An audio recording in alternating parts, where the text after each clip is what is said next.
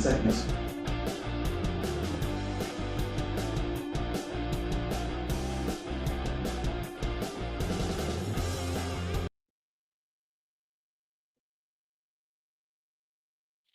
What's up, everybody? Welcome back to the Rookies of the Year podcast. Just me and Rob today. We're going to talk the biggest storylines in sports, spotlight rookies making a little bit of noise. We're going to call out some delusional fan bases. This week, we're going to deep dive into the NBA Finals that nobody saw coming. We're going to troll some Knicks fans a little bit in this episode because they're throwing a parade for a second round win. And we're going to make some bold predictions for a chaotic offseason in the NBA. And then we're going to talk a little bit of the Dodgers Yankees series this past year, some NFL drama with that boy Stephon Diggs. And of course, we're going to do a little rookie segment at the end. We're going to do start bench cut. We're going to do all time rookie wide receivers and the QB class from last year. Let's start with the main event 2025 NBA Finals. It's going to be the Indiana Pacers and the Oklahoma City Thunder. Let's just give me your series and finals MVP predictions. Rob, start us off. Let's go. Right, man. Unlike most people, I'm actually really excited for this NBA Finals. I think it's going to be a great matchup. I do think the Thunder are going to win. I just think they're the much better team. No disrespect to the Pacers, but to be fair, I have picked against the Pacers in every series so far, and clearly I've been wrong every single time. Yeah. But I'm gonna go. I'm gonna go with the Thunder again, picking against the Pacers. I'm gonna go. This one's kind of tough, but I'm gonna go OKC in five. Oof. I'm gonna go OKC in five. I think they'll be up 3-1, bring it back home. And once they get it back home 3-1, I don't think they're gonna go back out on the road. I think they're gonna close it up there in five. I think Shea is going to dominate and cap off what has been a historic season and historic playoff run for him. So I think he'll cap that up with a finals MVP to go along with his Western Conference Finals MVP and his regular season MVP. And OKC will get their first championship, at least in Oklahoma City. So I'm going to give the Pacers two games. I'll take Thunder in six. I think the Pacers can will out two games for victory. I think OKC's depth and defense, they're just so long everywhere. Pause. Rob always looks like Jesus, but he got a little suntan today or yesterday. So, Oh yeah, Chico Woods out there, bro. I was striping it. but I think OKC's their defense is going to really excel in this series. You don't want to get in a run and gun match with either teams, but I think that the depth of OKC, the defense, the composure of they have SGA going for buckets down the stretch. I think I'm going to take OKC. There's just there's a reason that they're almost minus 1,000 in this NBA Finals, which is crazy. But I'll give the Pacers two games. SGA should average 30, get his 6 assists, do his thing. This guy might be really the most consistent scorer in the NBA. I mean, I there's probably about 10, maybe 15 games that he didn't score 20 points this year, and the rest he's just going for 25, 30 every single night. That guy really is, like he said, his whole life is consistency. And yeah, you got something to say, Rob? Correct, correct me if I'm wrong. I think SGA only has one game this season under 20 points. One game. Somebody It's can freaking fact check, ridiculous. but I'm pretty sure it's one game under 20 points out of what are we looking at? 100 games so far? And he's I shooting mean, well. Like probably he's hasn't shooting played in 40, all. 50% Yeah. from the field. Yeah, and he's efficient too. 52% from the field. Well, these are regular season, but 52% in the field, 37% from three. Like this guy's high volume, high efficiency. He picks his spots right. He really knows how to break down a defense and get whatever he wants. And then the rest of the guys, Jalen Williams has really impressed me, stepping up as that second star, which has allowed Chet Holmgren to play the role that he should be in, which is like a third scorer and their anchor on defense. And then the rest of the role players have been doing their job as well. They just have so much depth, so much firepower at the top. I mean, we know what this team is 68 wins. I think they have the most double-digit wins in NBA history, regular season and playoffs combined. Highest point differential ever, highest net rating ever. I don't think any of this is a fluke. This team is legit. So let's talk a little bit about are you surprised about by this finals matchup at all?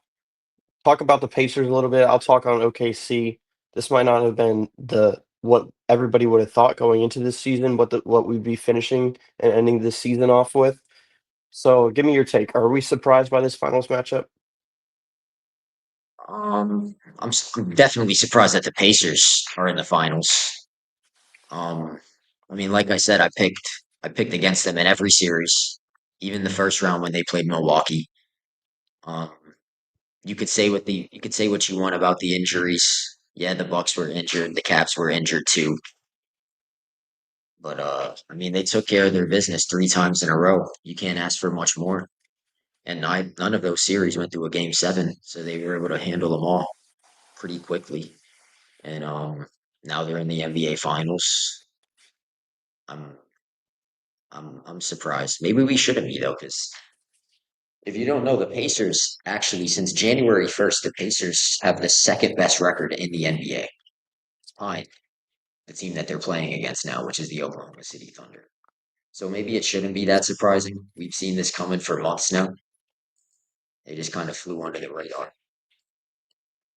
What up, TJ? Thanks for stopping in. But yeah, like the whole East, if you were going to tell me that Boston wasn't going to be representing the East, I would have told you it's wide open for any other team other than us. Like even the Bucks, I couldn't they weren't consistent enough to be able to say that they were going to be a championship contender this year.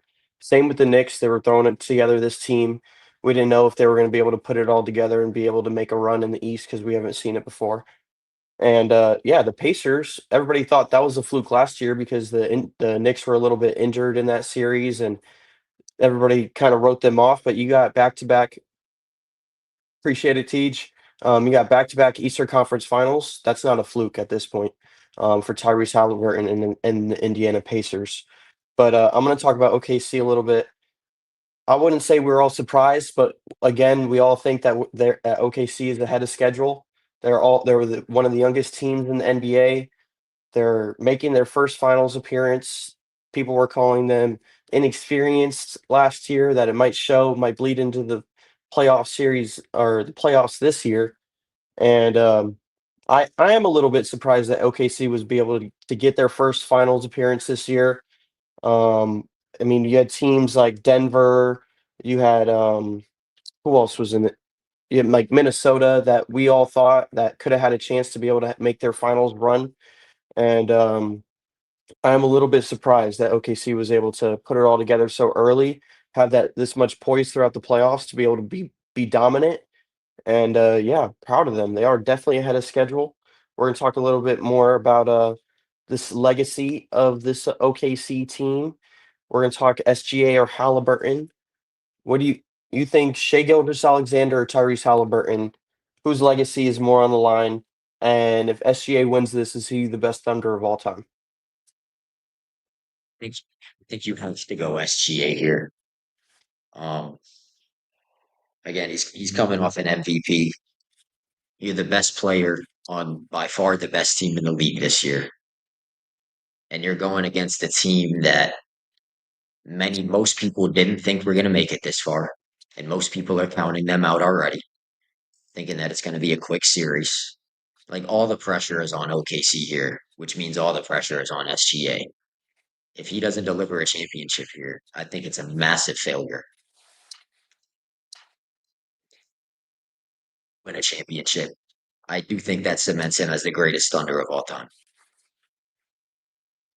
MVP, Western Conference Finals MVP, Finals MVP, all in the same season. And again, this Thunder team, they do technically do championship. The Sonics won a championship back in like 1979, but Oklahoma City doesn't actually change. I mean, they don't actually claim that championship. They let Seattle keep their history in case they do get their team back. Seattle Supersonics, of course. But I mean, he has a chance to deliver the first championship in Oklahoma City Thunder history, and no player has done that.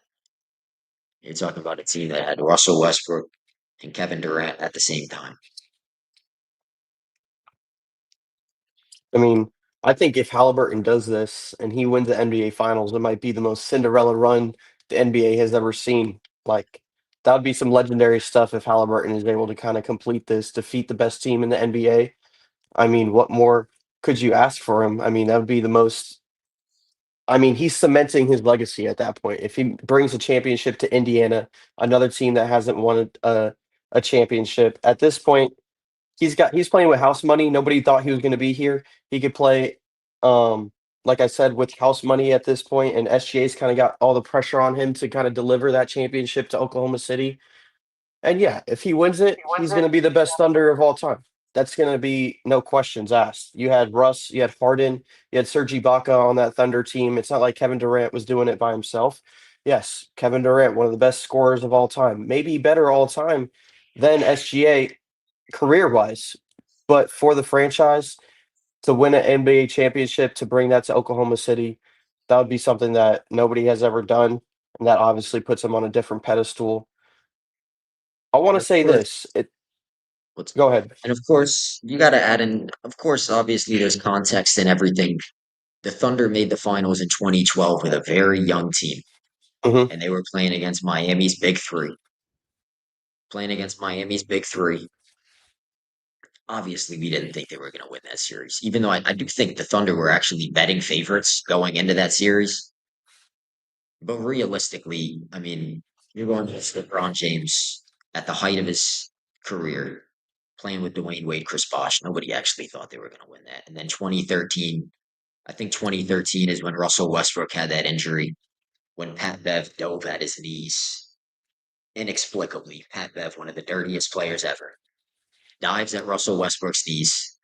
That ended their season. Then the following year, I think Serge Ibaka got injured in the playoffs, and then they lose to the Spurs. And then the season after that, Kevin Durant gets injured, and they don't even make the playoffs. And then when they finally get healthy again, they're going against the 73 and 9 Warriors. And of course, they should have won that series. You're up 3 games to 1. Yeah. But obviously, we all know what happened. They choked. And here we are now. Isn't it kind of interesting that both of these guys that are the stars for both these players that didn't actually start their career there, that they both were traded for, and these teams have kind of embraced them, the cities kind of embraced them to be their own. I find that to be pretty fascinating with both of these guys that Tyrese Halliburton traded away from the Kings, kind of not pushed aside because they're getting Sabonis. They're trying to achieve something, and same with the Clippers trading for Paul George and getting rid of SGA, but nobody thought that these guys would be representing their teams in the finals in 5 years after post Definitely. those trades. Yeah. And I think a lot of people overlook it because yeah, these teams. I mean, yeah, both of these guys got traded, but they were so young in their careers. And it's like SGA, he wasn't even a star yet when he got traded. Hmm. Now he gets traded to the Thunder. He's a superstar. He's arguably the best player in the world. I still think Jokic is the best player in the world, but that's a different discussion. And then Tyrese Halliburton, he was already showing flashes over in Sacramento. And then we all know they made the infamous move to choose De'Aaron Fox over Tyrese. And then they ended up getting De'Aaron. They ended up getting rid of De'Aaron Fox anyways. And the Kings, man, I feel if you're a Kings fan, I feel bad. I mean, you draft Marvin Bagley over Luka Doncic, and then you manage to fumble De'Aaron Fox and Tyrese Halliburton on the same team. Like this is all time. This is an all time fumble. And then you trade for the mediocre, basically Chicago Bulls West now. Yeah. Like, what about that Bulls team was like, yeah, I need to put that in Sacramento. We're going to be a championship contender. Like, they were mid in Chicago. They're going to be mid there. I mean, Oh, yes, the Bulls. DeRozan The and Bulls are Zach like Levine. you know how I feel about my Pittsburgh Steelers, bro. The Bulls are basically the Steelers of the NBA right now. They're just stuck in mediocrity. They're never The, gonna be bad. I mean, they're never gonna be horrible. They're never gonna be good. They're just gonna be mediocre every year. the play-in tournament will be the Chicago Invitational now. It'll always be taking place in Chicago in the Eastern Conference. We haven't All even right. finished this season yet, but I'm already predicting that the Bulls are going to be in the play-in next year I'm a against the little bit Heat too. surprised. I'm a little bit surprised, TJ, because I think that Halliburton had the biggest moments. He had the best game of his career. He had the obviously that moment in game one. I think at that point, with just pure iconicness, you have to give that to him. But Rob, I'll give your take. Give your take on that on the Siakam MVP. I mean, I think Halliburton had the bigger moments, and I think he just had the better series in general. I mean, obviously he had a couple bad games, but overall, looking at the series, I think Halliburton he had better numbers and he had bigger moments. I was surprised by it for sure. Yeah, But I mean, we can't be too surprised. We've seen how the voters like to do players now. It's their last. we're used to it as Celtics fans. You can average 30 points, lead your team in every single category, and not win a. The reporters still won't give you the MVP. It is what it is, man. All right. The Pacers, do you think they have a chance to make this interesting? How do you think that they can be able to put up a fight and that we don't just see the Thunder dog walk them? I do think they can make it interesting. I'm still gonna go with the Thunder in five. I wouldn't be surprised if it turns into a 6 or 7 game series. I think the Pacers need to come out and kind of deliver I wouldn't say a knockout punch, but they definitely have to come out swinging. They have to try to steal game one. I think game one is going to be huge for them. Games one and three, I think, are the biggest Pacers games here in this series because the Pacers have won game one in every series. They stole game one against Cleveland and they stole game one against New York. So this is the team that comes out hot. Obviously, we know they play like the fastest brand of basketball in the game today. Rick Carlisle has that offense run at track meet. Hmm. So if they can just come out running, make it a track meet, get that first swing, then I think that can help them. The only thing with that is Oklahoma City is also at their best when they are playing that style. Like when they're out running in transition and getting easy fast break buckets, turning defense into offense. So it's going to be tough. I think if they can just keep the games close, because that's another thing. The Thunder have the most double digit wins in NBA history, like I mentioned earlier. But if you can keep it close, they're a beatable team. Tuesday, I think that SGA plays a little bit different than Brunson. SGA doesn't even have to play with on the ball. He has another guy like J Dub that can be able to bring the ball up, and the Knicks just didn't have that. It was able that was the reason that the Pacers can just swarm him, and you didn't see Brunson be able to even get the ball past half court. He was struggling to do that on Andrew Nemhard, and he's a little bit smaller. Nemhard's not gonna be able to bully SGA like that. I'm gonna stick on the Pacers topic.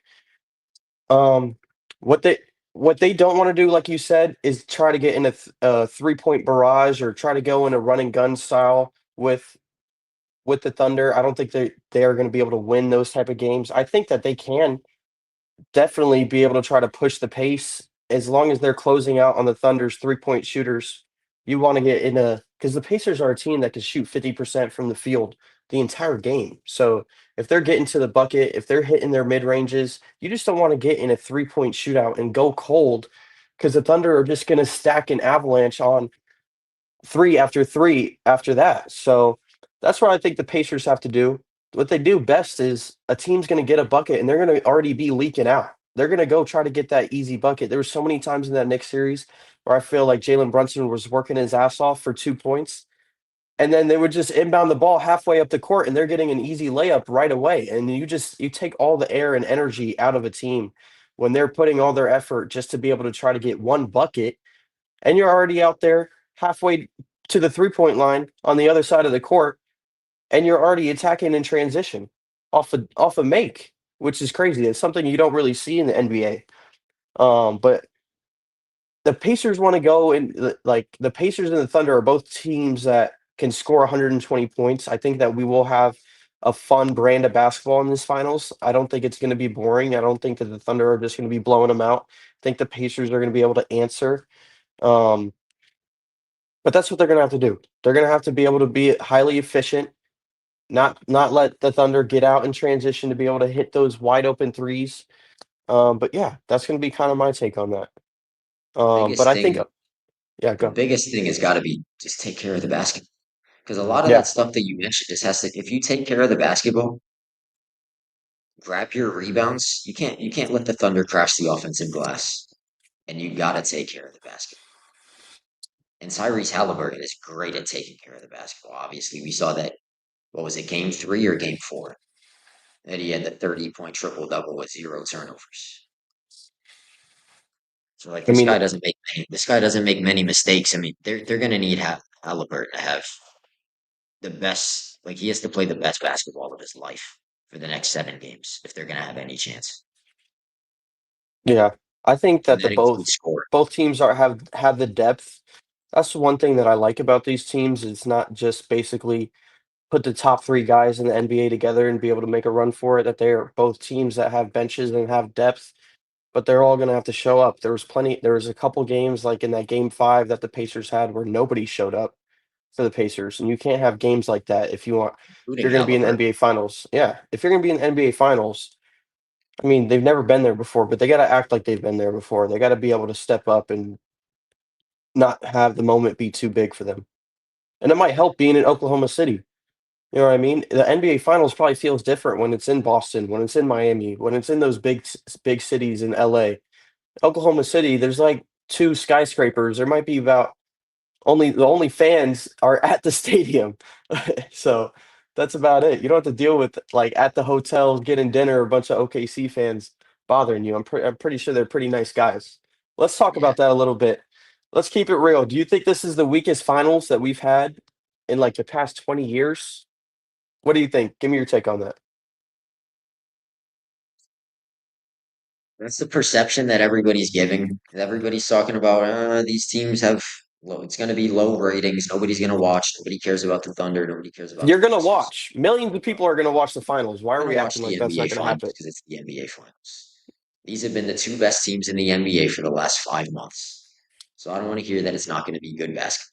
The Thunder have the best defense in the NBA. The Pacers have the best offense in the NBA. These teams are great. Just because nobody talks about them doesn't mean that it's going to be a bad matchup. And I can go back 2 years and give you a worse matchup when the Nuggets played the Heat. Yeah, that was a snooze fest. That finals was absolutely garbage. Felt like a first round matchup. And we all knew what was going to happen. It was a Yeah. foregone conclusion. Nuggets were going to destroy them. That's exactly what happened. Yeah, I think this finals is kind of boring. Um, I do think that the league does try to push for their big market teams, but it is good for them to be able to see. They kind of forget about their small market teams, I feel like. Um, Yeah, and that's the problem. The reason why it's going to be so low ratings and that nobody's going to watch it is because of the NBA. You yeah. don't push your small market teams. The Thunder are the best team in the NBA, and they were the number one seed in the West last year too. Hmm. So why don't you talk about them? Why don't you put them on TV more? Right. I feel like they were on TV a lot this year, but I don't think anybody was like really giving them a shot to actually win the NBA finals until they saw what they were going to do in the playoffs, which I guess is a good. But like teams, they didn't see what Boston was going to do in the playoffs last year. They were just already booking them to go win an NBA championship because they were the best team out there. But I feel Yeah, like there was a little bit of kind of just hesitation with them to be able to see because they are so young if they were going to be able to put it all together. But yeah, I can see that. I I hope that this is going to be a fireworks type of finals. Honestly, the beatdown that the Celtics put on the Mavericks last year was kind of boring to me. I mean, we Yeah, were that at was the game. honestly it was a snooze fest too. Obviously, me and you both being Celtics fans, we absolutely loved it. Right. Obviously, we were both there. Me and Javi were both there at we were in the TD Garden when the Celtics won the championship last year, so we got to I think experience we that toasted firsthand. to a championship at halftime during that game too. I think we were like, it's over. Yeah, like by halftime, we already knew the game was over. We were up by like 18. Peyton Pritchard comes down, puts up a half court heave. It's like one of the loudest crowd pops you'll ever see. I mean, man, It's we're not like other reminiscing. places where everybody is already in. at halftime already at the concession stand. This is Boston NBA Finals. We're going to be in the stands watching every last second. And that's why you have moments and crowd pops like that. And Miami, they're already in the club at halftime. So Bro, I think they have a club that was at the the exact stadium. team that was the exact team that I was going to bring up to. Miami Yeah. fans. Half the crowd is empty, bro. They're there for Instagram pictures. They're there to talk to Latinas out there. They're not there to watch the game. You know how it is. That's Miami Heat fans for you, bro. That's what they do. All right. This has been my most excited I have been for a segment on this whole entire podcast is to troll the freaking New York Knicks for acting like they won a damn NBA championship for a second round win. I know I mean, half of the fan base hasn't even seen them make the Eastern Conference Finals. I know you don't have Shit, any I type wasn't of even alive. class, I wasn't even but alive. we're gonna be a little classless too. So, should the Knicks be freaking embarrassed about how loud they were over a second round win just to be able to put up a stinker in the Eastern Conference Finals, which most people thought that they were going to be already in the NBA Finals? How do you think Knicks fans should feel right now? No, fuck that, Gene. Funniest part, bro. Sorry. They played injured teams and couldn't even get the job done. You can't even win an asterisk ring. What does that say about your franchise? Absolutely embarrassing. You beat two injured teams. You make your first conference finals in 25 years, and you're out rioting in the streets like you just won an NBA championship. You got Knicks fans jumping Pacer fans in the street. Like, oh, Throwing trash at the dude in the Halliburton jersey. I, oh man. Who's upset? You got our producer in the background, Gene, big Knicks fan. I've been congratulating him for 3 days straight, man. Because, yeah, they might have lost the other day, but they already won their championship on May 17th. You can't ask for anything more. Knicks fans, and we know so many Knicks fans, which is what makes this even sweeter. Um, and like you said, bro, everybody was pretty much already penciling the Knicks into the finals. At halftime of game one, our boy KP was saying Knicks in four. We're going back to the finals. And then 2 hours later, he was bawling his eyes out. That's the thing. They were parading around their city like they had already won. That's what opens you up to be able to have these type of um the this type of criticism because that you guys acted and was parading around the city like you guys actually won a freaking NBA championship. I get it. It's the first time in 24 years. New York hasn't won shit in 13 years. I mean, I get it. You're excited, but you got to actually celebrate like that when you win something, not when you win a second round matchup. You know what I I mean? mean, I genuinely think Knicks fans care more about beating the Celtics than they do winning anything. I agree. I'm not even bullshitting, bro. This was their championship. It's impressive that they have that type of fan base that actually cares and actually shows up. But you got to have a little bit of class about you. You got to be able to realize that your team hasn't even been there before. So you might want to have a little humble pie on you and just hold back that a little bit of excitement to see if you guys are going to win. No, they are worse than Celtics fans. At They least we definitely won are. something. I wasn't parading around a city after we won in the second round last year. We went We to won the the Eastern second Conference round, and Finals for 6 years business straight, as and we usual. weren't throwing no parade. Bro, we were up 3-0 in the finals, and I still wasn't celebrating at all. I was like, bro, you got to finish the job. Until they finish the job, it means nothing. I promise you, Timothy Chalamet already had his stylist having him for in Chrome Hearts all the way through the finals. Game 7 had his fits already picked out. But I mean, the saying, act like you've been there before. I get it, but it's kind of tough for us to say that to Knicks fans. You can't tell them to act like they've been there before because half of the fan base wasn't even alive the last time they made the conference finals. That's They true. can't act like they've been there before because they have. This is their first time. They have no idea what it's like, and we saw the outcome. You would We think saw. after the Yankees lose the World Series last year that they would have a little bit of No, they don't. The Jets do not have better odds than the Pacers. No, bro, this is a real stat, bro. He just showed me this stat, bro. This is a real stat. That's crazy. I'm not gonna lie. That's insane. Um, that's just barring any injury to Josh Allen or anybody in the AFC East or Tua Tagovailoa. Um, You have a better chance of getting struck by lightning than the Jets making the playoffs. but you would think after New York fans saw their team lose in the World Series in devastating fashion, can't get it out, that they'd be able to like keep it together a Right. little bit. Not too much on the World Series, bro. I know, but I just want to I want to understand the perspective sometimes of them. I just don't get it. Why they get so ahead of themselves. It's insane. All right, we're gonna talk a little shit here. Is Halliburton a better playoff riser than Jalen Brunson? All these guys, all these Knicks fans telling me Jalen Brunson better than Jason Tatum. Jalen Brunson, best Nick in the clutch. And then he gets Tyrese Halliburton to outplay him and beat him and knock him out of the playoffs 2 years in a row. Is he a better playoff riser than him than Jalen Absolutely. Brunson? You Absolutely. have to give it to him, right? There's 2 years in a row that he eliminated Jalen Brunson, which means obviously 2 years in a row that he's made it further in the playoffs than Jalen Brunson. Back-to-back conference finals appearance. He makes his first NBA finals this year. You could say what you want about the numbers. Obviously, Jalen Brunson put up great numbers. The fact of the matter is, when he was on the court in the conference finals, his team got outscored by over 10 points per 100 possessions. Their net rating with Brunson on the court was disgusting.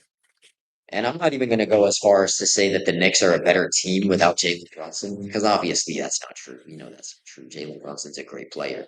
But in that specific matchup, obviously it just didn't work. When Brunson was on the court, they got dismantled. And I think this comes down a lot to like when you're going to build around two stars that can't defend, them stars, they either need to go absolutely insane on offense or you need the rest of the team to be perfect. And they didn't get that Right. because Brunson can't defend and Cat can't defend. So we saw all there were multiple points where both of those guys pretty much got played off the court. And that also plays into their foul shot. Because these guys can't defend, they pick up a lot more fouls. And then you have to Exactly. sit because they have 5 fouls by the third quarter.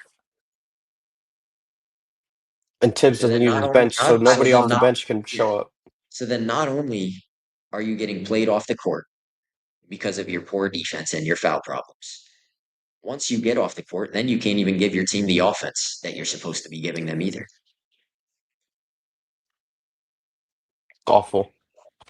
I think that obviously, if you're going to look at talent wise, Brunson or Halliburton, you're going to say Brunson. You know what I Yeah, mean? for sure. But that's not what it's about when it's playoff time. It's not about who scores the most points. It's about who wins and who's moving on and who wins that trophy. You know what I mean? Sure, Tyrese Halliburton didn't win Eastern Conference Finals MVP, but he's the whole nucleus of that Pacers offense, and that Pacers identity is all Tyrese Halliburton, and they run through him. And And I'm not normally one to nitpick like on off numbers and all these advanced stats because I feel like a lot of that stuff relies on who is on your team yeah, the and rest of who the you are team. on the court with.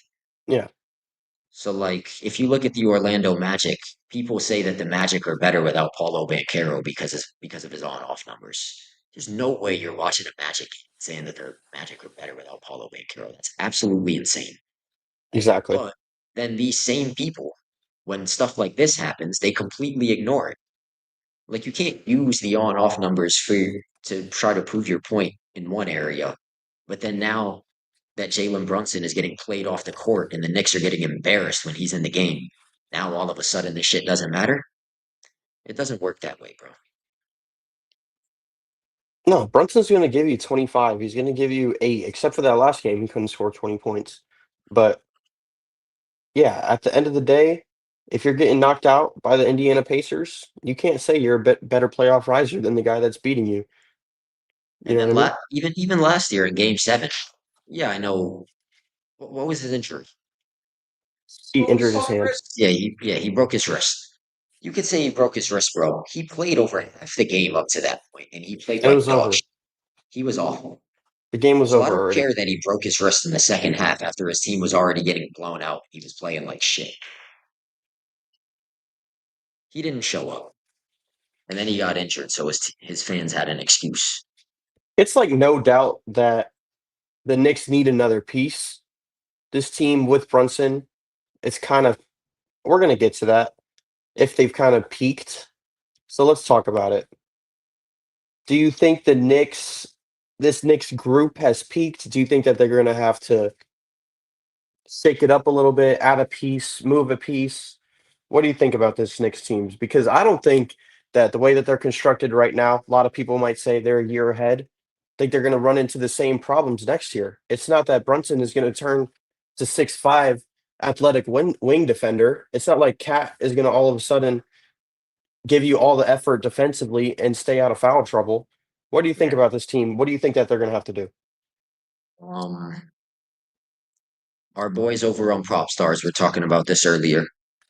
If you haven't watched, go tune into that. Prop Stars with TJ and Buff. And like you said, they also mentioned um that the Knicks are probably a year early. That they were a year early. I don't think so. Like you said, this you could keep the same roster, but what's going to change? Unless Cat and Brunson all of a sudden become plus defenders or even average defenders. Unless that changes, I don't see. Maybe you get a new coach. You think they move on from Tom Thibodeau? Like I don't think this roster. I think this roster is peaked already. Right. I I think think this. somebody like Josh Hart Not needs to only did go. they peak, I think this roster overachieved. Yeah. I don't think you run it back and get back to the Eastern Conference Finals next year with the same exact team. Zandy, thanks for listening in. Appreciate all the love and support. Everybody like and subscribe. So the Caps were hurt. The Knicks were hurt. I mean, not the Knicks. The Cavs were hurt. The Pistons were hurt. The Celtics were hurt. And then you have some teams that are still on the rise. I think the Orlando Magic are a team to look out for next year.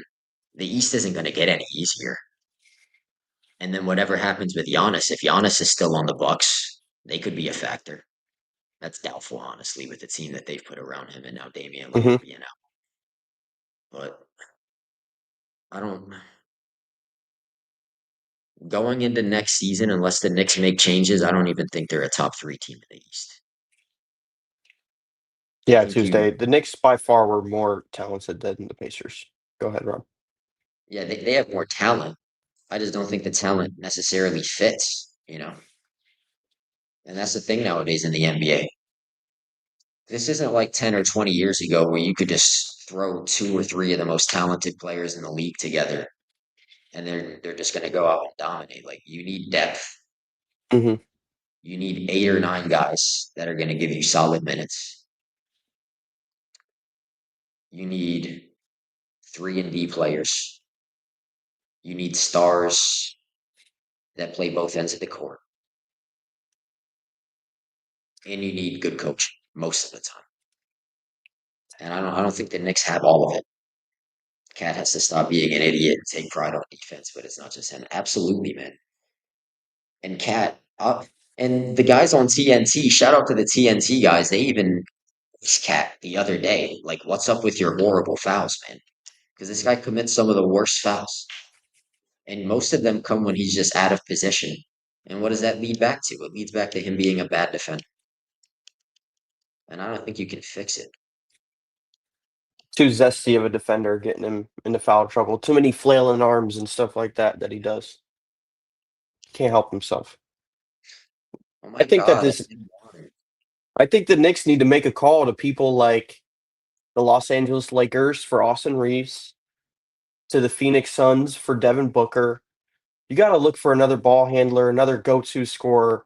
That's not just going to be pick and pop off the dribble threes for Cat or just Brunson going straight ISO all day. Like you need to have another mix, another layer to that offense that teams can't just load up on you. At the end of the day, we all know Brunson's going to have the ball for 15, 16 seconds, and he's going to try to break down the defense. And he's either going to go one on one, or he's kicking the ball out to a shooter and they're just spotting up shooting. You know what I mean?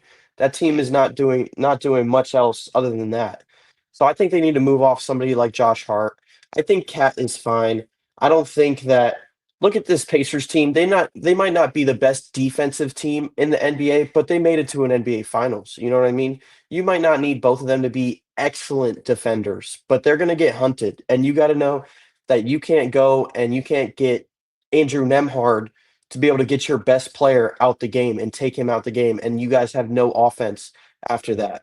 You got to have another guy, another wrinkle, because Cat's not bringing up the ball up the floor. He's not taking anybody off the dribble that's not right off a catch or off a closeout. You need somebody that when team is loading up on Jalen Brunson and they're blitzing him and they're sending two at him every single time he brings the ball up the court, every time they're blitzing him off of pick and roll, that you need to be able to get somebody to get the ball off to. Don't call the Celtics because they're not giving up Jalen Brown, so don't give them a call.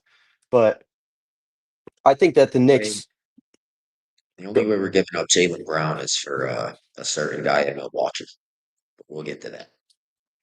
I think it would only be for a guy in like San Antonio, but that's about it. Not even the guy in Milwaukee. But Victor would never be traded. Yeah, that's never happening. I mean, who knows? Maybe the Spurs will hire Nico Harris. You never know. Do you think the Knicks wasted this golden opportunity of the Celtics not being in the Eastern Conference Finals and them just kind of sitting the bed in this Eastern Conference Finals to not be able to make the finals this year? Yeah, absolutely. I mean, they played a Pistons team that was hurt, and the Pistons are going to come back strong. Kate Cunningham is only going to get better. Jaden Ivey is going to be back from his injury because he did not play in that series at all. Isaiah Stewart will be back because he only played one game in that series. Like the Pistons have pieces. They're coming up. And then You talked about the obviously we Magic. and then obviously we know the Celtics were banged up. Even without the Tatum Achilles thing, because I know all the Knicks fans are say, oh, even when Tatum got hurt, they were already down 3-1, which we weren't down 3-1. We were down 2-1, and it was a 7-point game with 3 minutes left. You're talking about the same Knicks team that blew a 14-point lead in less than 3 minutes left. So I don't want Yeah, to hear that they exactly. can't help us. Two 20-point Game wasn't leads. over. Somebody mute Hey, Gene. All right, come on. mind your business.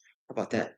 Uh, But Jalen Brown torn meniscus, and everybody saying, "Oh, we didn't hear about this until after the series was over." No, we heard about this before the playoffs even started. He was getting cortisone injections in his knee before the playoffs even started. Drew Scalabrini Holiday, told me firsthand.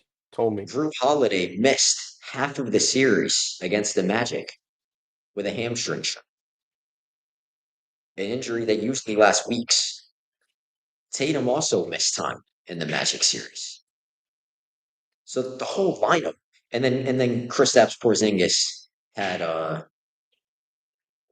that's up for debate what he had. We don't know what he has. And he's smoking hookah in the summer, and he couldn't breathe down the Oh yeah, man. stretch in the fucking playoffs. It's Breathe 2 weeks ago, ridiculous. and now he's smoking hookah a week later. What is going on? You can smoke your hookah if you want, bro. Just don't post it. I don't want to see that shit. No, it's infuriating. By the way, I mean, I don't want this to come off the wrong way, but it was almost a good thing that Porzingis couldn't breathe in that game. Because once he came out of the game, we went on a huge run, and Luke Kornet was playing great basketball. Porzingis was Yeah. giving us nothing in that series. I'm wondering if we're going to move off him, but we'll stay on topic a little bit. I think the Knicks completely just wasted, and you're not going to see another year that you're not going to have that it's going to be this wide open to be able to get a free chance to win the NBA Finals. I had guys telling me that they even had a chance to win the Thunder before they even beat the Pacers. They were down 3-2 against the Pacers, and TJ was telling me that the Knicks could beat the Thunder. I'm like, dude, do you know you have to win game 6 first before you even, and then game 7 before you even get to the Thunder series and would get blown out by the Thunder in 5 games? Bro, I never said Porzingis was Did. the best center, bro. You said it last year, bro. I did not say he was the best center, bro. You did. I know. I said no, he's not the best center. He's a good center. I know what you said. He's a good center, and he's better than Carl Anthony Towns. City's a great center, and he's definitely If he And he's didn't better have than Bam. AIDS, if he didn't have AIDS in the playoffs, he would have played great. We would have won. But he had I AIDS. agree. That's what I'm going with. Boston's He had really the AIDS. only real threat in the East this year, and that's just kind of showed with this playoffs Porzingis run. can actually play defense, bro. You realize that, right? Carl Anthony Towns can't guard a traffic cone. He couldn't guard a All right. mannequin. Gene's supposed to be behind the scenes. Does he know this? He's not supposed to be in the show right now. It's okay, bro. This guy gets me so fired up. Let him bleep yapping. Jesus Christ. He just gets me juice, bro. Whoa. I hope the Knicks make some changes because next year is going to be their only chance if Jason Tatum's not back. And then after that, we're going to go back to running the East for a long time. Once again, once Brad Stevens cooks up and puts together another super team, just know that the Celtics are going to be back to running the East all over again. I'm just gonna put this out there a year in advance. So next May, in May of 2026, everybody can look back on this and say Rob was right and that his Twitter handle holds true. Rob knows ball. The Boston Celtics will be back in the conference finals next year after Tatum returns in March, February, March, whatever it is. The Celtics are going to be back in the conference finals and they're going to be playing against our local team, the Orlando Magic. And they gave us Well, hell, dude. I don't want to see them. Celtics, Magic, and honestly, I agree with you. If you were going to say that you don't want to see the Magic in the conference finals, I agree with you because they match up with us really well. I don't understand why, but they just always give us hell. I don't want to see that team either. I do want to see that team just so I can go to the games. Right. But in I terms of the agree. actual matchup, I'd rather see anybody but them. And the Magic fans and the Magic environment is growing. And we went to the playoff game this year, and they brought the heat. We were sitting right next to each other when they lost, and we were yelling at these two drunk dudes sitting right next to us. We were going at it, and it was They fun, and were it at it felt for like a sure, real man. felt like a real playoff environment in there. And I'll give the Magic fans a little bit of credit. It's a Kia small Center market. almost turned a freaking Royal Rumble. Yeah, no, it really did. Um, One thing about New York, I think it's crazy they have 8 teams and they haven't won a championship since 2012. I mean, I Bro, remember that's a crying.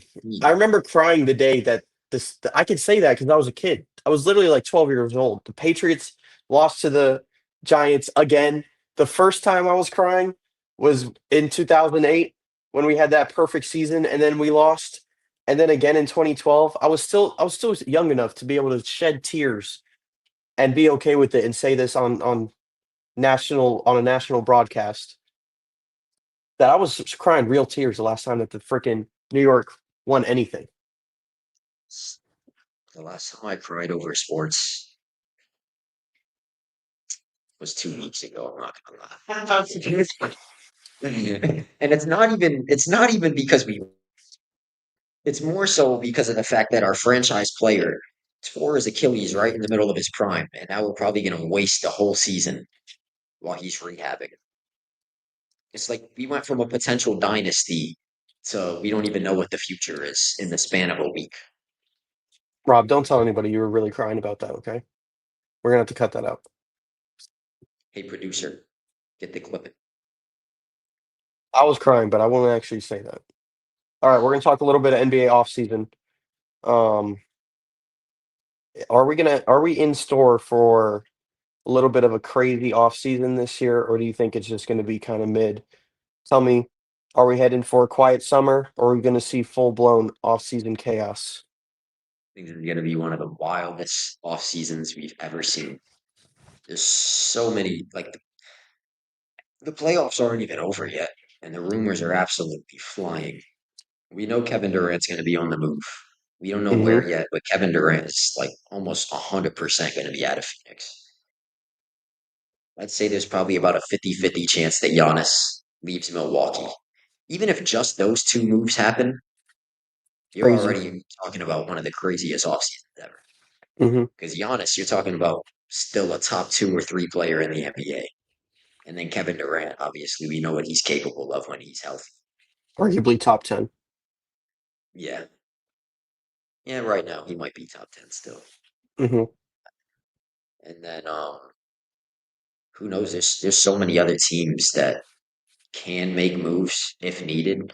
The Lakers probably need to make a move, and we're Yeah, gonna we'll get talk into about them. that. Like we were talking about with the Magic, I think this is a huge offseason for the Orlando Magic. You got 2 budding stars with Paulo Banchero and Franz Wagner, and you were able to go to those playoff games with me. So you watched those guys up close and personal. Good. Like these 2 guys, they're legit, man. They can do everything on the court, both of them. You got like this tandem is like almost never been seen before. They have 2 forwards that are 6'10". Paulo's like 6'10", 260. Franz, you're talking about like 6'10", 230. And they can both do pretty much everything. They can take it off the bounce, score at all 3 levels. How am I glazing, bro? Paulo has like no weaknesses in his game. He's at least an average defender at worst. He can get almost any bucket on the court at any time. And you saw it. Because the Celtics have defenders, bro. We got Drew Holiday, we got Derek White, we got Jalen Brown, we got Jason Tatum. Like we got defenders at every position. And it's like almost no matter who you throw at Paulo, he's cooking. They're either too big, they're either too slow to guard him. And that's the thing when you have a guy like him, he's just so big and fast. Like if you put a guard on him, he's too small. And if you put a big on him, he's too slow. So at this point, he's either getting a blow by, or he's getting a step back, or he's going into the low post, or he's getting an easy bucket in transition. And then he can rebound. He's a really good facilitator too. And then Franz is pretty much the same thing, except I'll say he's a little like, he's more agile. He's more of like a cutter, I would say. And he needs to work on his shot. But the Magic need to make some moves because they don't have a good roster. Who do you want them to After target? Because we've seen Darius Garland, we've seen Trey Young for years, we've seen LaMelo Ball, but who do you think, watching this team as a season ticket holder, who do you think would fit in with this team? Because Jalen Suggs was hurt, and he's a big piece of that team, and I think a lot of their team feeds off of him and his defensive aspect, and he's their point guard. So who do you want them to target that won't break up this kind of camaraderie that they have? I think they have to go with I think they have to go the guard route for sure. You have to go with the guard route. Hmm. And honestly, the thing with Jalen Suggs, he's kind of like a combo guard, so you can go in either direction. Because you can get a point guard, you can get a real legit point guard that can facilitate the offense with the 3 ball, and then just Hmm. keep Suggs at the 2. Yeah, he can play Or you off can ball. just or you can just get another combo guard that is kind of similar to Suggs and just run both of them in the lineup. Hmm. Because Suggs isn't like an actual point guard, but he can run the offense at times. And It's then you kind of have tough Paulo. because Paulo and Franz are both kind of ball handlers too. You know what I mean? Yeah, They that's need to another have the thing. ball in their hands. So like everybody's thinking like the Magic need to get a point guard. They need to get a point guard. I don't think they need to get a point guard, Mm-mm. but like this team is so versatile. There's so many directions that they can go in. You can go with a big man. They can upgrade the big man position. Yeah. I think that shooting off the ball, somebody like Peyton Pritchard or somebody like, we're not going to give up, but that type of archetype, like somebody that who can also get you a bucket, but also play off ball, take a spot up shot, attack a closeout, get to the rim, make the right pass. That's what the Magic need. They because I saw that in that Boston series is that team getting clogged up offensively pretty often when Paulo or Franz aren't getting their shot. Like Franz isn't a guy that's going to be shooting off the dribble from three. You know what I mean? He's going to maybe off a screen, but he's going to be mostly living in the paint, living in the mid range, getting his space through his physicality. So I see the Magic needing to like get another off the ball shooter that will be able to complement guys like Franz and guys like Paolo because they are so efficient and because they are so their physicality, they impose their will against teams, and I think that's what they do well. And when you got that and a combo of guys just raining three balls off of that, you're almost unbeatable. You know what I mean?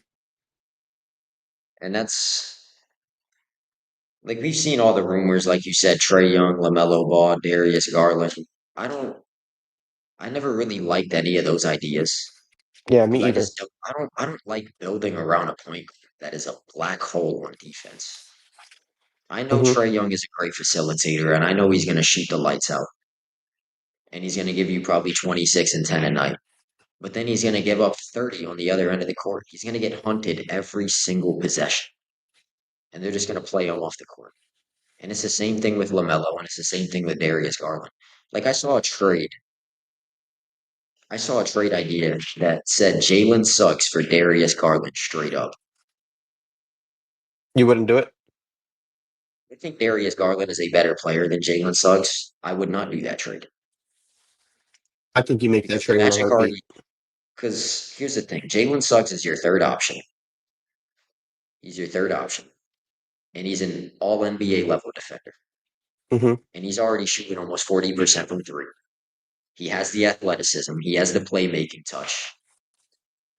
Like this is what you need from a third option.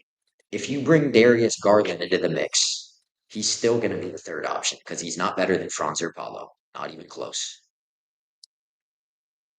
But his defense is garbage. So you're going from a third option.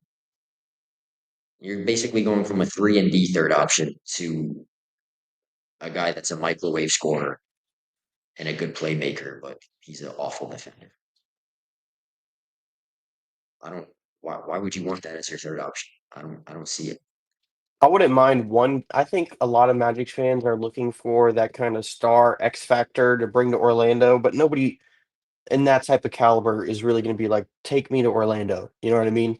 You got to take those homegrown like Franz and Paolo, and you got to give everything to those guys and build them around them. And I think if you put Darius Garland on that team as a spot up 40% 3-point shooter, all star caliber player, I think he makes it easier for guys like Franz and like Paolo. And I think on the defensive end, you guys have so many big wing defenders that the help defense that you guys would be able to, or that you guys, that the Magic would be able to play, it wouldn't be that big of a deal switching out the defense for Suggs and Darius Garland. I think you guys just have really good help defense, and you guys are and the Magic fly around a lot there. Here's the I thing. want I go. think I think that the Magic can potentially get Darius Garland without giving up Suggs. Now, if Okay. you can do that, 100%. Hmm. Darius Garland, Jalen Suggs, Franz Wagner, Paulo Banchero, all on the same team. I mean, you're looking at the Orlando Magic next year. I think I'd all four of those guys on the same team. I think you can throw anybody at center, and that's a championship contending team. I really believe that. Yeah, I think the one thing I'm really interested in this offseason, you see the hat, Celtics fan. Yeah, you're right, Adrian. He definitely gets way more buckets, but um, yeah, I think Brunson, or sorry, I think Garland um would be good for the Magic. You're right. All right, I want to talk about the Celtics a little bit on this offseason because I think that's the one thing that I'm really worried about, and I'm just waiting for the Shams bomb to drop. Of that's going to take my heart from KP or Drew. What is Brad Stevens going to do? I think it's really that's what I'm worried about this offseason. I can care less about Giannis. I can care less about KD. I want to know about what do you think the Celtics go from here? It's the offseason time. Once that finals ends and that last buzzer goes, you know Brad Stevens is already cooking up something for a week later for Shams to drop a bomb on us.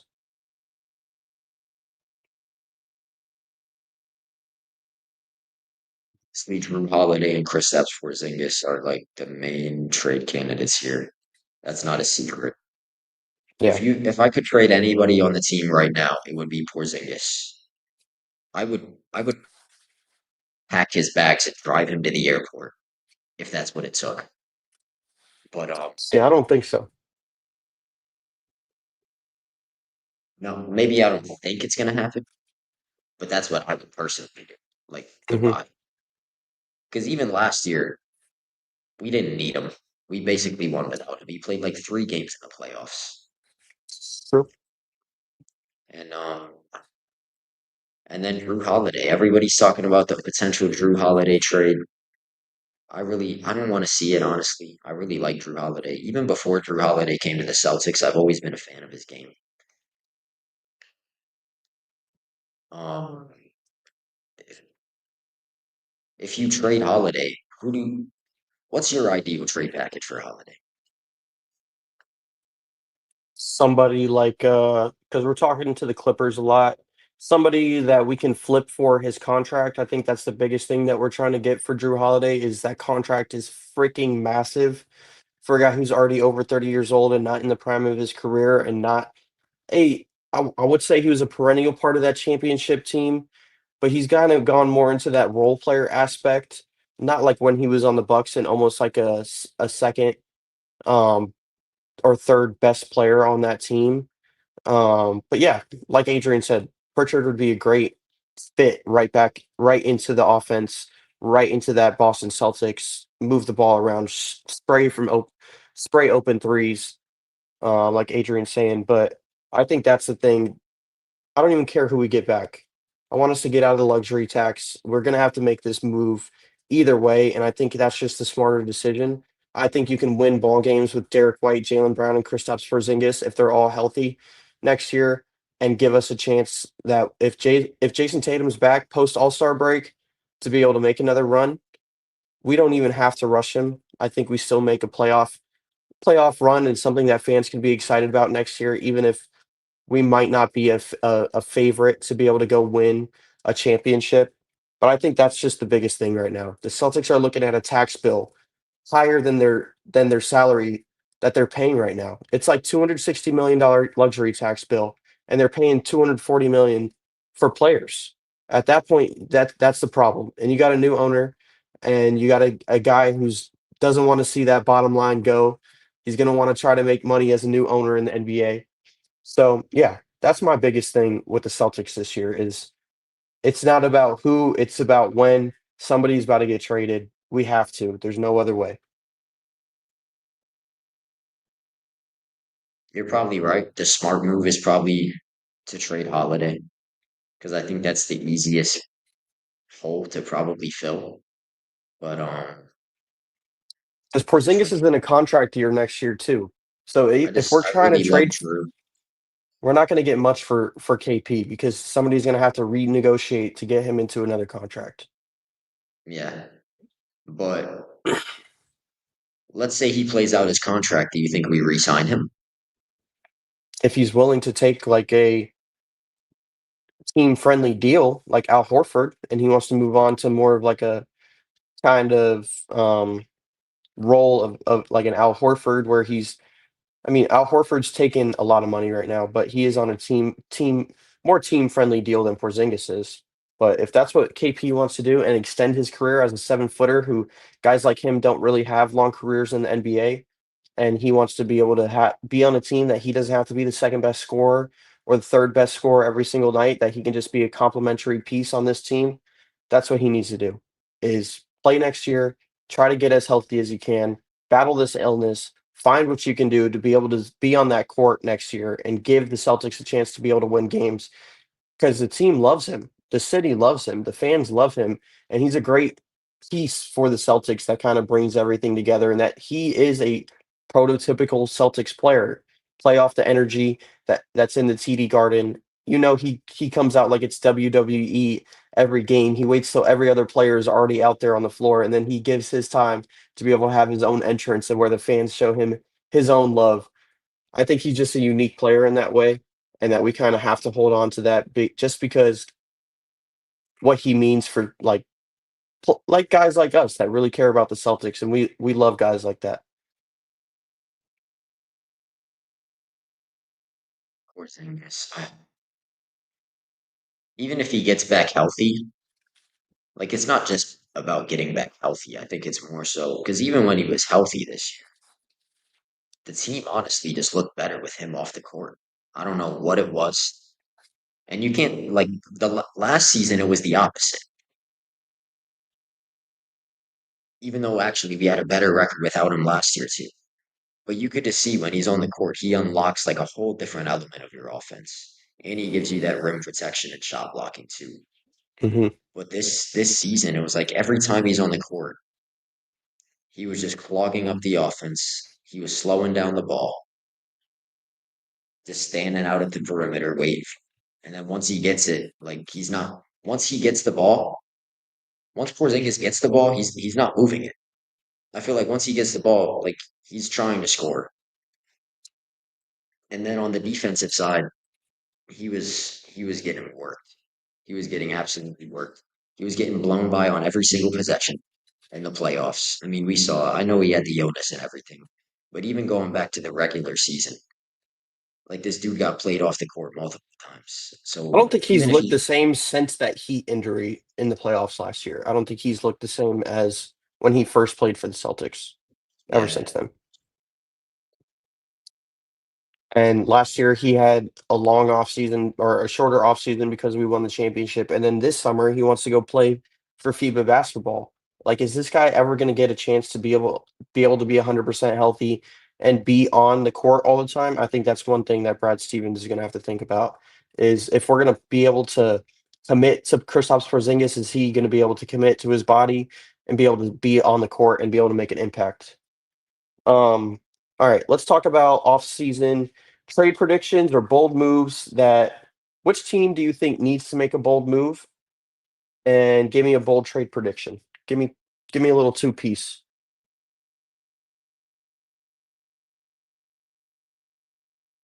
how sad would you be if the Celtics trade JT? I mean, The fact that you're comparing Isaiah I think that's Thomas and kind of Jason Tatum in the same I get they're both great Celtics, but there's levels to this. That's a S tier player compared to like a B tier player in Celtics legacy. yeah, that's it's a hilarious comparison, but um, That would never he's untradeable. first off, that would never happen. There's no scenario where the Celtics would trade Tatum, but if it happened, I would be absolutely devastated. But I think that's irrelevant. I don't think if the Celtics trade Jason Tatum, I can't even say what I would do on the air. I would have to trade, or I'd have to cover up my "We Did It" tattoo I have all across my chest. I have that tatted with him hanging up Deuce and the confetti. I'll have to get it scribbled out. But one day I'll expose it on the show. Yeah, but Which team do you think needs to make a move? Give me a bold trade prediction.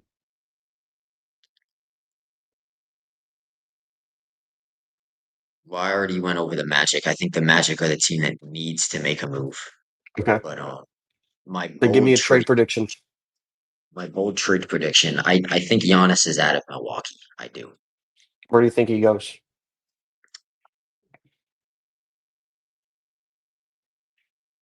I'm gonna go with the dark horse here. I mean, obviously, I don't. You don't even agree with me, and you're a Celtics fan. But Green is already throwing stuff. He's all up in the air, flailing his arms. Bro. Gene, Bro, let him talk. we have a better package than any other team can give. Who do you think, bro? Jalen Brown. I don't, for the record, I don't want the Celtics to trade Jalen Brown. But if Giannis is on the table, you can't say no to that. I Like, think I you get you can. have an emotional attachment to some players, But when you're talking about a guy like Giannis, bro, this is like a top 15 or 20 player ever. Is a guy that's currently top 2 or 3 in the NBA. He's been top 3 or 4 in the MVP race for like 7 years in a row. 7 consecutive first team All NBAs. He's given you 30, 10, and 5 a night. He's still a top 3 defender in the league. You absolutely cannot say no to that. So what else here? Huh? What else are you getting? You give Jalen Brown and you throw a bunch of first round picks. That's You would That's have not to enough. give up guys like you would have to give up Pritchard. You would have to think about a guy like Derek White that they would have to give up. It wouldn't just be Jalen Brown straight up, obviously. But I think Giannis, honestly, I would rather keep Jalen Brown than Giannis. I think it just changes up the whole identity of the team. You don't want to get into that ISO ball where he's just trying to freaking take his 2 steps euro to the basket every But I single feel like time. I feel like that's Jalen Brown's game though. We've seen him hijack the offense so many times when the offense is flowing Yeah. and he just wants to come in and be a hero. Like his game is ISO. All right. I enjoy his mid-range game way more than Giannis. Oh yeah, of course. I mean, by the way, Giannis, he did add that mid-range package this year.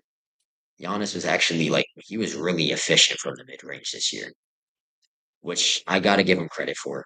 I never thought he would be able to shoot outside of like 10 feet from the basket. So for him to even develop that mid-range bag is huge. Because even before he had that in his game, he's already a top 3 player Right. just with what he was doing before. And now he has My that mid-range bag too. my big trade prediction, I think Kevin Durant is going to go, and I think he's going to go with his boy Anthony Edwards up in Minnesota and put together a crazy tandem of him, Julius Randle, and Anthony Edwards. I think that'd be crazy. They could put a package together of like Terrence Shannon, Rob Dillingham. You might even be able to throw in like a Nikhil Alexander Walker or like Dante DiVincenzo, players like that to be able to try to give the Nick or try to give the Suns to get other players that they can maybe flip, kind of similar to like what Portland did for with Drew Holiday, is they took him and then they flipped him for even more. Um, that's going to be my move that I think. I think that would really catapult um, this Minnesota team to be able to come out the West next year if they add a player like KD to the mix. What do you think? If KD goes to Minnesota, who's the alpha on that team? It's obviously Ant. Because KD's like scared to be the alpha on a team. We've already seen it before. Even when he went to the Warriors, yeah, I know he won those 2 finals MVPs, but that was never his team. Not for a second. Even I think even on the Suns, it's Devin Booker's team more than it is Kevin Durant's team. And I don't think he has a problem playing second fiddle or not being the guy. He already knows he's fucking Kevin Durant. You've heard what he said in that interview. He's like, I'm not trying to get into it with Patrick Beverly. I'm Kevin Durant. You know what I mean? He has nothing left to prove. He already is He who is he is. Kevin Durant. He's He is a one of the soft best superstar. scorers. He's still one of the best scorers that league has ever seen. So highly efficient. Doesn't even take more than 19, 20 shots a game and still averages over 20. He's ridiculous. As much criticism as I have for Kevin Durant, he might be the best pure scorer this game has ever seen. Right. Once he got his Achilles tear, he became even more efficient. You know what you know where Like he's trying to get to and you still can't stop it. when you watch him play, it's like every single shot you're expecting him to make it. hmm They all look the He's, same. It he's never just a looks like it's an air ball or it's off like the left side of the backboard. Every ball looks the same. It's either back rim or straight net. No in between. yeah. J- Gene, I think the Knicks they just make the one move to try to move off of Josh Hart, and I think they try to keep that court or that core team together and try to run it out there next year, knowing that Boston's hurt, knowing kind of what problems they ran into in the playoffs. I think they just try to run that same team out there and make adjustments. The Knicks Um, should make a move, but they won't. Not anybody. They definitely should They make just a run the move same five. Because if they're running this team back, they're not winning next year either. I would love to see them put a bench unit together. That'd be amazing if Tom Thibodeau can even use his brain to think outside the box and put together a bench unit for that Knicks Well, team, so Brunson doesn't and everybody doesn't have to play 45 minutes a game. if they're gonna put a bench unit together, then I think they need to get rid of Tom Thibodeau because he's not going to He's use the not going to play bench. him. Yeah, So, maybe they move him into like a front office role and they have Rick Brunson as the head coach next year, and they just run ISO for Jalen Brunson every single game. What do you think? I could see it. Jalen Brunson ISO ball for the win. All right, I mean, Lakers. that probably is their best offense. Mike I mean, I Malone. would say so. If All right, Mike Malone is if Mike Malone is looking for a job, which I would assume he is, then that's not a bad move for the Knicks. You move off of Thibodeau, bring in Mike Malone, fresh face. kind of similar. Both players, coaches, both. I could see Mike Malone fitting in to being a New York coach for And sure. unlike Thibodeau, who doesn't use his bench, Mike Malone was like publicly infuriated that his GM got rid of all these role players.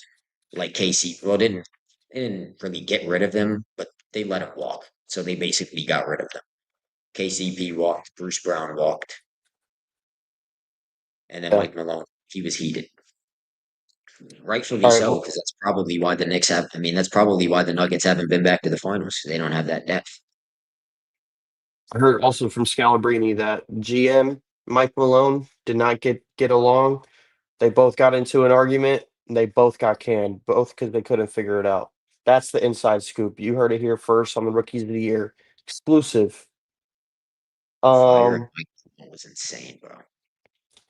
yeah. I want to talk about the Lakers a little bit. You know, we're gonna be like ESPN and always have our Lakers little segment.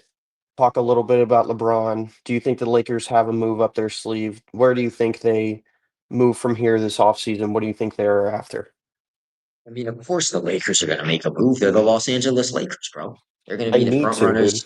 They're going to be the front runners for KD. They're going to be the front runners for Giannis. And you could throw any other big name out there, and they're going to be the front runners. But Hmm. in the end, they're probably going to make a small move. I think if I'm the Lakers, I think you just need to go out and get a big man, How would you which is feel if what you they. saw Robert Williams in a Lakers jersey? I would think it's a great move for the Lakers, but I would not like it because I like Robert Williams. And Love Robert Williams. as soon as he signs for the Lakers, it's just like, bro, it's disgusting.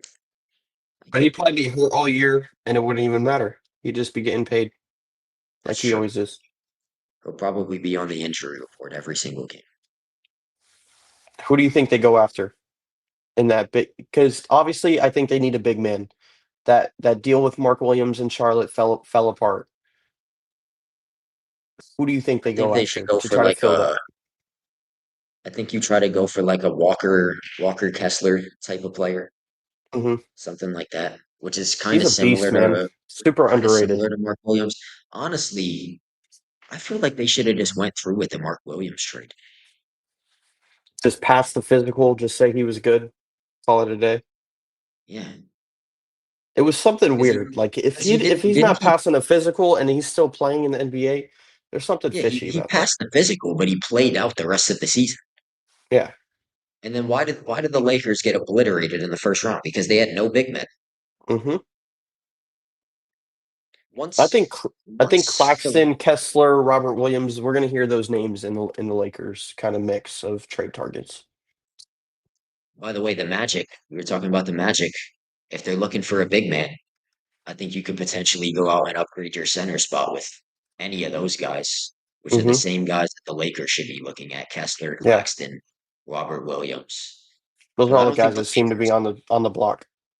I don't think the Lakers need much, to be honest. You have Luka Doncic. Obviously, we know he has his deficiencies, being a horrible defender and having a piss poor attitude and everything in between. But he's still a great player. He's still a top 5 player.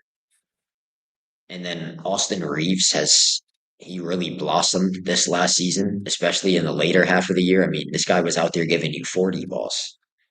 So we know he can hoop. And then LeBron James, obviously, he's been doing the same thing for the last 22 years. I expect nothing less from him next season. He's going to be 41 years old. He's probably going to be out there averaging 25, 8, and 8. It's And then insane. other than that, I mean, they have good 3 and D pieces. Like you have Rui Hachimura, you got Jared Vanderbilt, you got guys that can play. You just don't have a big. And we saw it. We saw it in the playoffs. Game 5, they elected to not even start a big man, and the result was Rudy Gobert going for 27 points and 24 rebounds, which were both playoff career highs. See, with that, Luca at the point guard, making somebody like Jackson Hayes look like Anthony Davis out there. It's ridiculous. They're gonna need another kind of rim grazing, throw it up. Somebody like that Robert Williams, like that Nick Claxton, that when Luca's in that pick and roll and he's attacking that defense, that it's just kind of like his patented assist where he's just throwing up those lobs, no looks, because he demands so much attention on defense. You know what I mean? And I I think mean, that's who we they need saw to be what going Luca for. we saw what he was able to do when he had Daniel Gafford and Derek Lively. Right.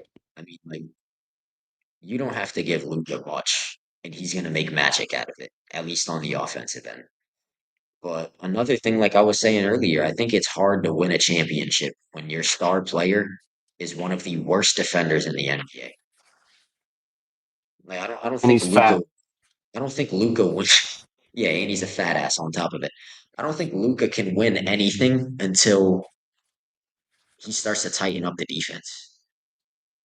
And I think it's mostly about his attitude. I really just genuinely think he doesn't give a like he doesn't give a shit.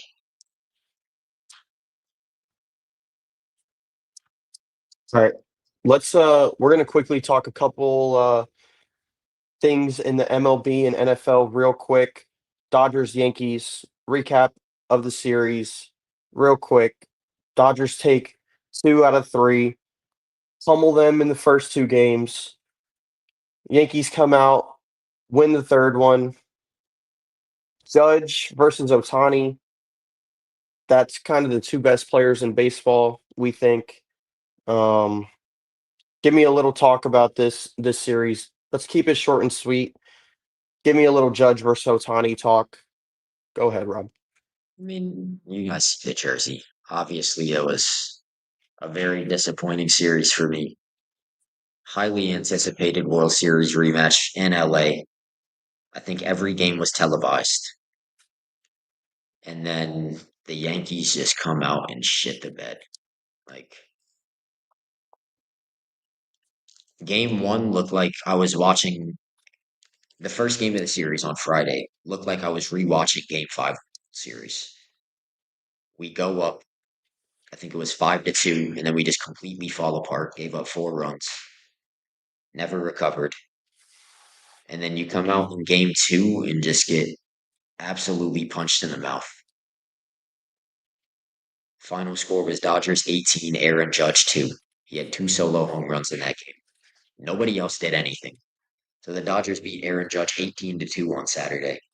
Yeah, the Yankees came out yesterday and they finished the series with a win, but I mean, after how disappointing the first 2 games of the series were, I think it was a failure of a weekend for sure. Hmm. If you had to put Judge or Otani in your lineup in October, who are you picking? Give me Aaron Judge, bro. We're I don't talking want to. October. I don't want to hear about. I don't want to. Okay, I'm not hearing He about doesn't Otani. show up in he doesn't You're show talking up in about the. October. Okay, but does Otani? You're talking about the same guy that got carried to a World Series ring. He batted 105 in the World Series, bro. I do not want to hear anything about how he brought the Dodgers to a World Series. He got carried. He got carried. He did nothing and he got carried. And then after that, I had to hear Otani getting glazed for the last 5 months because he batted 100 in the World Series and got it right. All right. I just wanted to get you riled up a little bit with that. Aaron Judge is so much better than Otani, bro. Until We're gonna move Otani on to step, until Otani steps back on the mound, don't even compare them. There's nobody in the same stratosphere as Aaron Judge. all right. Let's move on to NFL. Let's talk about some offseason moves. Who do you think was your favorite offseason move this year? Um, yeah. What's been your favorite offseason move so far? Whether it's free agent signing, somebody getting re-signed, what do you think? Ironically, my favorite offseason move was actually my least favorite offseason move. Justin Fields leaving the Steelers to go sign with our producers team, the New York Jets. I mean, you're talking about a young quarterback, 25, 26. We know he has the arm talent. We know what he can do with his legs. He just kind of has to put it together.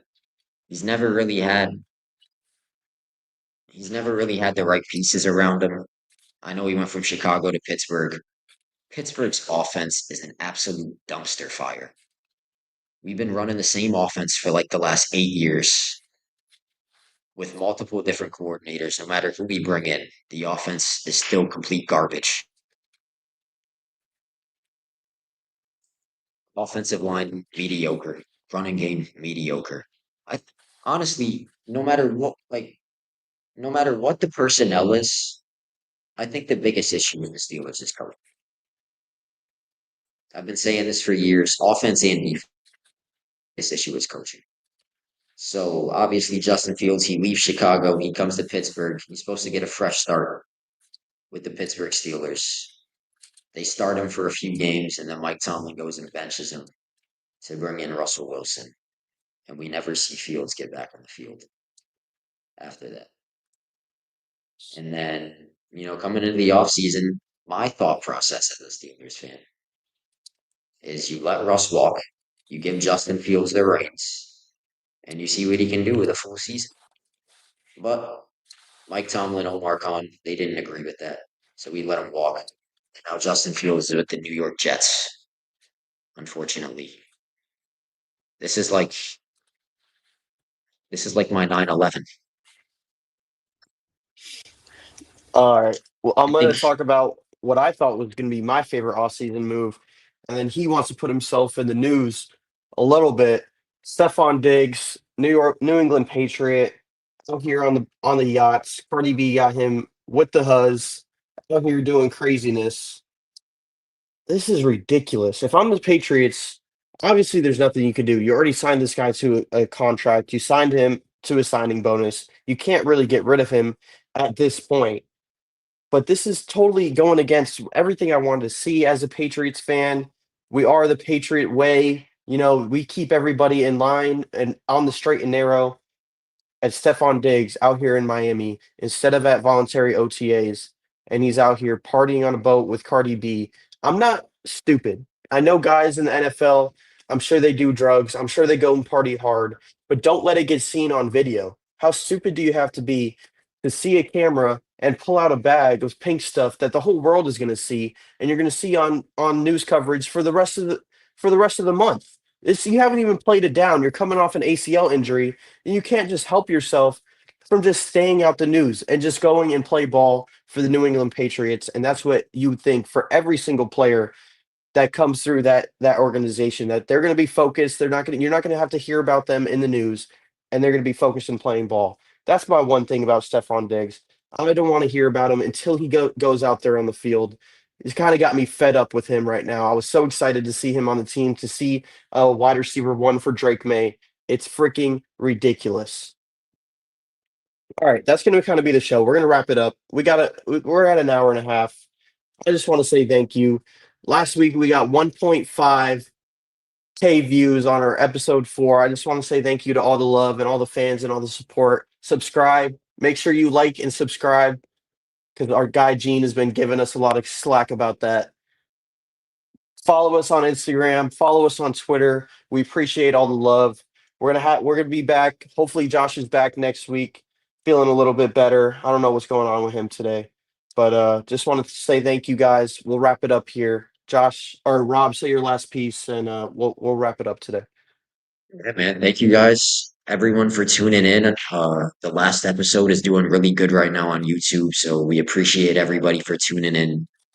Please just hit that like button and make sure you subscribe. It is really important for us. But yeah, thanks for giving us your time. Have a good week, guys. We'll see you guys next week. Appreciate it. 4:30 on the dot, Gene. There you go, boy. See ya.